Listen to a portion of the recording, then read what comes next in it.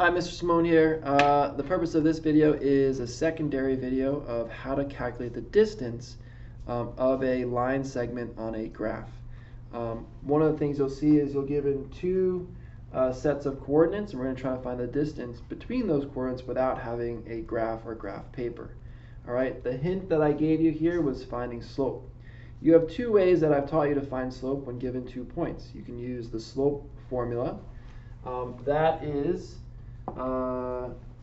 m, which equals change in y over change in x, which is y2 minus y1 over x2 minus x1. All right, you can use that formula, or the secondary way is to actually create a table and find the change in y over change in x with the table. Now, finding the slope will help us identify the vertical and horizontal distance, or the legs of our right triangle. So if you take a look at our first points, what I'm going to do is I'm going to solve the first one using the slope formula, and the second one I'll show you how to use the table format. First thing we do is we have our first coordinate. I'm going to write this as x sub 1, y sub 1. That's our first x and y coordinate. 4 will represent x sub 2, and 5 will represent y sub 2.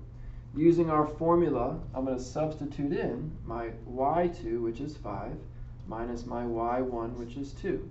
On the bottom, my 4 represents x sub 2, and I'm going to subtract negative 3, which is my x sub 1. When I simplify this out, I'll end up with 3 over 7. This means that my vertical change is 3, and my horizontal change is 7. Now, our job is to try to figure out the distance of that line segment that would be between those two legs. Obviously, if you look carefully, it does in fact make a right triangle. So A, we can say A is our 3. So 3 squared plus our B, which is 7 squared, is equal to the hypotenuse squared, or C squared. Do a little bit of math here. You're going to end up with 9 plus 49 equals C squared. You're going to simplify that down to 58, which equals C squared. And like we've done in prior videos or in class, you take the square root of C squared to get C by itself. Whatever you do to one side, you do to the other. Now, 58 is not a perfect square, so you have to approximate or use a calculator.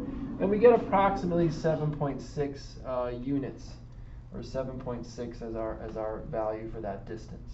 So even though we have two coordinate points and no graph, we can still consider this change in y over change in x as finding our legs. So let's take a look at this one, and we'll slightly solve it just a slightly different way. A lot of you like to do this, where you represent the coordinates as a table because you feel comfortable with finding slope from a table. Our coordinates, x and y, 7 is married to negative 2, and negative 4 is married to 1. They're in a relationship. If we think about our change in y, you'll notice that our change in y from negative 2 to 1 is actually positive 3. So when thinking of slope, 3 is that vertical change, which is similar to what it was over here. The horizontal change, our x, going from 7 to negative 4, we're subtracting by 11. So we are going to the left, or in a negative direction, 11 spaces. Now, don't be concerned about that negative 11, because when we square negative 11, it'll turn into a positive. The other thing, too, is you can go in a negative direction. You just can't have a negative measurement.